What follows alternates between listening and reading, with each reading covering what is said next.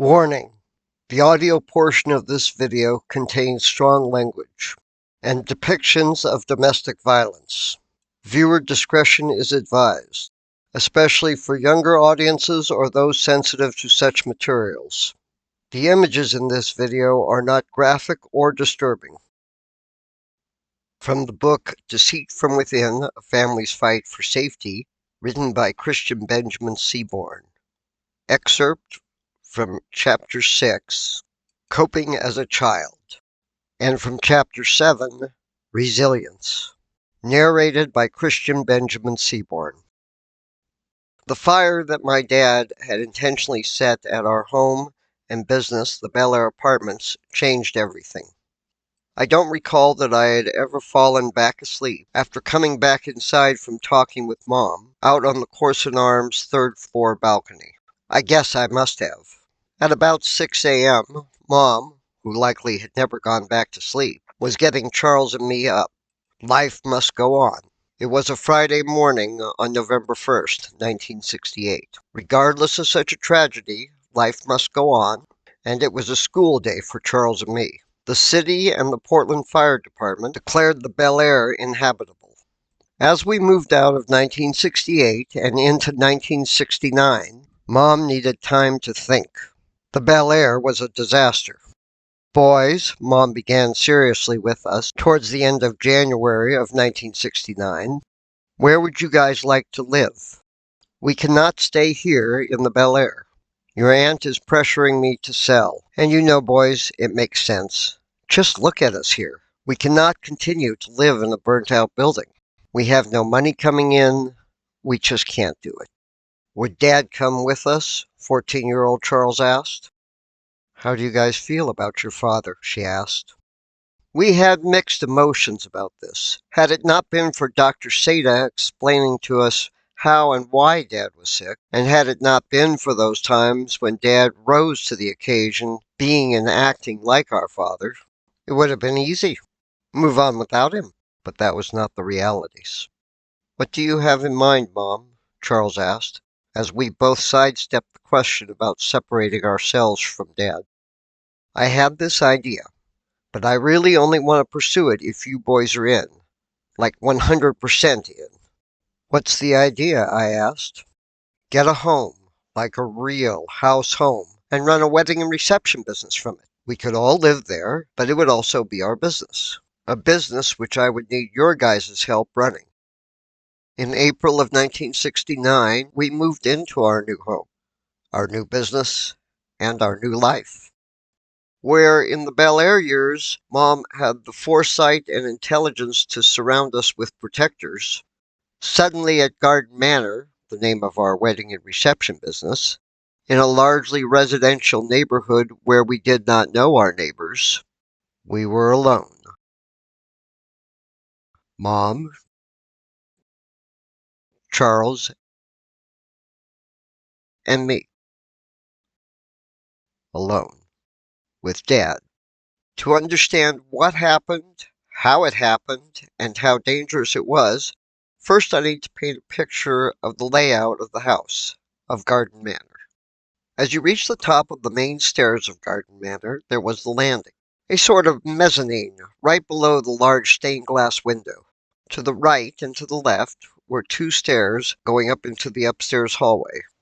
As you went to the right, there was a bedroom. That was Charles's bedroom. A decent-sized bedroom. Charles and I had picked out our rooms. 10 feet separated Charles's door from the next bedroom. This corner bedroom at the left front was the bride's room. Just to the right of the bride's room was the center front bedroom door, which was Mom's bedroom. There was another 8 feet separating Mom's door from my right front corner bedroom. Along that wall, between our bedrooms, was an antique oval table with a lamp on it. The entire upstairs hallway was covered in white carpeted square rug pieces, which Mom and I had painstakingly put down in our first few days in Garden Manor. My corner bedroom was the biggest of the bedrooms. There was a large front window that overlooked 39th Avenue, and an equally large side window that overlooked our 10 spaces parking area. Up against the front window of my room was my desk and chair. In the corner was a corner table. The queen-sized bed took up the bulk of the room. But even with the long lower chest with the attached mirror running the length of the wall opposite the front window, and the 5-drawer tall chest to the right of the window overlooking the parking area, there was still room for a 10-foot-long sofa beneath the side window, and a cedar chest at the end of the bed.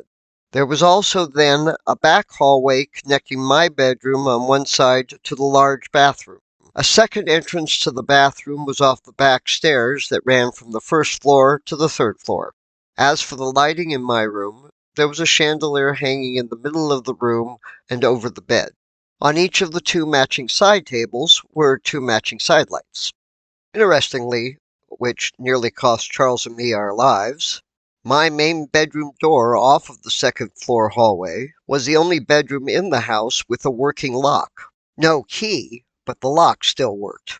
We had only been in Garden Manor a week, at best.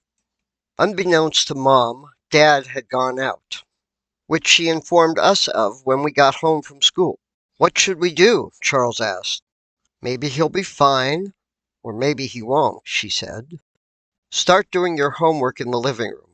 No sooner had Charles and I got started on our homework on the long yellow sofa in the living room, and Mom was in the kitchen, the side door to the house, which was right next to the kitchen, we heard open and close. "John," we heard Mom say, "I didn't know you had gone out." "I went for a walk," Dad said. His voice was off just enough to raise concern, yet not violent. "I was fixing dinner," Mom said. "I'm not hungry. I have a headache. I'm going to lie down."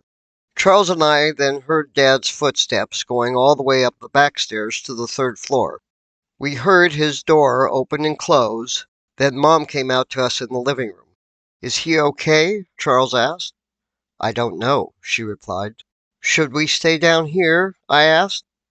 She pondered this a moment. No, go up to your rooms. Do your homework, but leave your doors open just in case. We'll have dinner soon." With my brother leading the way, we trudged up the stairs. We split off on the landing.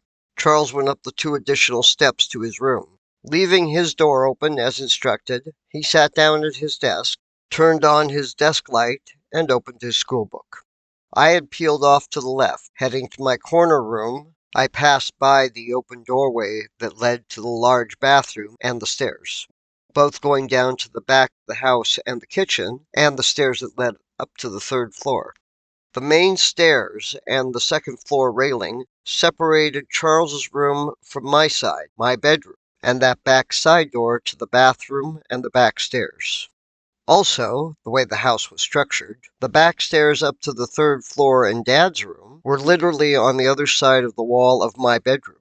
No sooner had I entered my bedroom, I heard the door on the third floor slam. Hearing Dad's footsteps on the other side of my wall, I headed for my open door. "Where the goddamn fuck is everyone?" Dad yelled. I got to my door just as Dad got to the second-floor door out into the hallway. From my vantage point, I could see that Charles was already on his feet and heading for his open door. Dad also saw him. "You worthless fucking cunt of an excuse for a boy. You don't deserve to be alive," Dad hollered at Charles. Dad was on the move, and fast. Entering the second-floor hallway, he went to his left, down the 2 stairs to the little landing, the sort of mezzanine, and was crossing to Charles's side. I was out in the hallway, just an inch outside my door. With Dad coming for him, Charles was out of his room. He sprinted to his left, ran to me, picked me up, threw me backwards and into my room and onto my bed.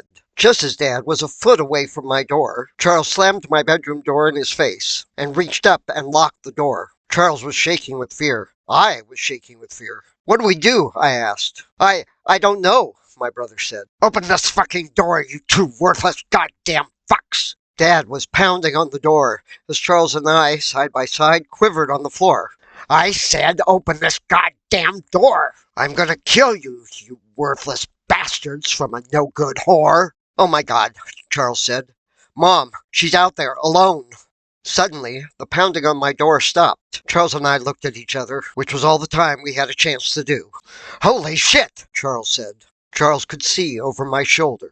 Dad had gone through the bathroom and through the back bathroom door, which led to the hallway, which led directly into my bedroom, and he was not slowing down as he headed for us.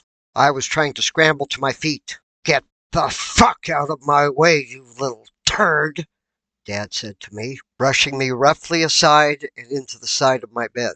He then picked up Charles by the collar of his shirt. He lifted him fully off the ground, and with tremendous force and both hands, Dad threw my brother completely over my queen-size bed. My brother went crashing into the front wall of Guard Manor, just to the left of my desk. Charles hit his head and back on the wall. He was dazed as he tried to get up. Dad headed past me and for the end of the bed, to get around the bed. I got up and was scrambling to get the door unlocked. "Boys! John!" I could hear Mom outside running up the front stairs. I was shaking so bad I could not get the lock unlocked.